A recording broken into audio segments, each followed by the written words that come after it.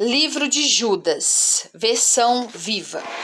Servo de Jesus Cristo e irmão de Tiago, aos que foram chamados, amados por Deus Pai e que Jesus Cristo tem guardado em segurança.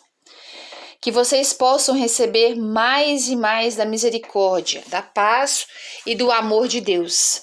Meus amigos queridos, eu estive planejando escrever-lhes a respeito da salvação que Deus nos deu. Porém, agora vejo que, em vez disso, devo escrever-lhes de outra coisa, insistindo com vocês para que defendam bravamente a fé que Deus, uma vez por todas, entregou ao seu povo. Digo isso porque alguns homens ímpios infiltraram-se entre vocês, sem serem notados, dizendo que depois que nos tornamos cristãos, podemos andar como quisermos. Esses ímpios transformaram a graça de nosso Deus e o destino de tais pessoas já está traçado há muito tempo, pois elas se voltaram contra o nosso único Mestre e Senhor Jesus Cristo. Lembrem-se deste fato, que vocês já conhecem, que o Senhor salvou da terra do Egito uma nação inteira de pessoas e depois matou cada uma delas, que não confiou nele e não lhe obedeceu. E lembra a vocês aqueles anjos que não ficaram dentro dos limites da autoridade concedida a eles, mas que abandonaram sua própria morada. Deus os conserva acorrentados em prisões de escuridão, aguardando o juízo do grande dia. E não se esqueçam das cidades de Sodoma e Gomorra, e as cidades vizinhas, todas cheias de imoralidade de toda espécie, inclusive a paixão de homens por outros homens. Aquelas cidades foram destruídas pelo fogo e continuam a servir de advertência para nós de que existe o castigo do fogo eterno. E ainda assim, esses homens sonhadores continuam a viver vidas pecaminosas e imorais, desonrando seus próprios corpos e rejeitando aqueles que têm autoridade sobre eles, até mesmo escarnecendo dos gloriosos seres celestiais. O próprio Miguel, um dos anjos mais poderosos, quando estava discutindo com o diabo a respeito do corpo de Moisés, não se atreveu a acusar ou zombar dele, mas simplesmente lhe disse que o Senhor o repreenda.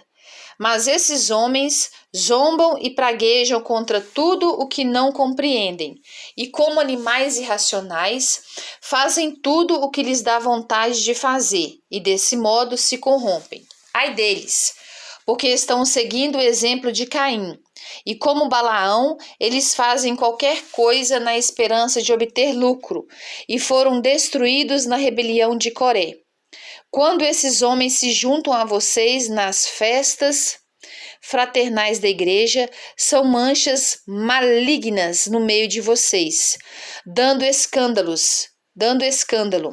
comendo gulosamente e empanturrando-se sem se preocuparem com os outros. São pastores que cuidam de si mesmos. São como nuvens sem chuva que o vento carrega. São como árvores frutíferas no outono, sem nenhum fruto na ocasião da colheita. Não estão apenas mortos, mas duplamente mortos, pois foram arrancados com raízes e tudo. Tudo que eles deixam atrás de si é vergonha e desonra, como a espuma suja deixada pelas ondas bravias do mar. Andam vagueando de um lado para o outro, como estrelas errantes. Mas, adiante deles, estão as densas trevas eternas que Deus preparou para eles.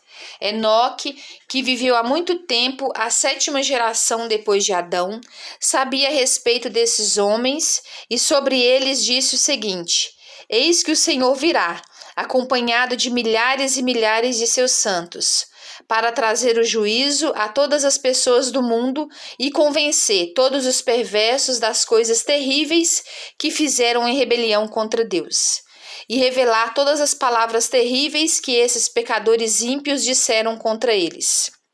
Essas pessoas são exploradores constantes, eternos insatisfeitos, fazendo todo o mal que lhes dá vontade. São uns exibicionistas, espalhafatosos, e quando mostram interesse para com os outros, é só para conseguir deles alguma coisa em retribuição. Queridos amigos, lembrem-se do que os apóstolos de nosso Senhor Jesus Cristo profetizaram. Eles disseram a vocês: nos últimos tempos aparecerão escarnecedores, cujo único propósito na vida é deleitar-se em todas as formas de maldade que se possam imaginar. Eles provocam divisões entre vocês, amam os desejos pecaminosos da sua alma e não têm o Espírito de Deus morando neles. Mas vocês, queridos amigos, devem edificar as suas vidas firmemente sobre o alicerce da santíssima fé que vocês têm. E devem orar no poder e na força do Espírito Santo.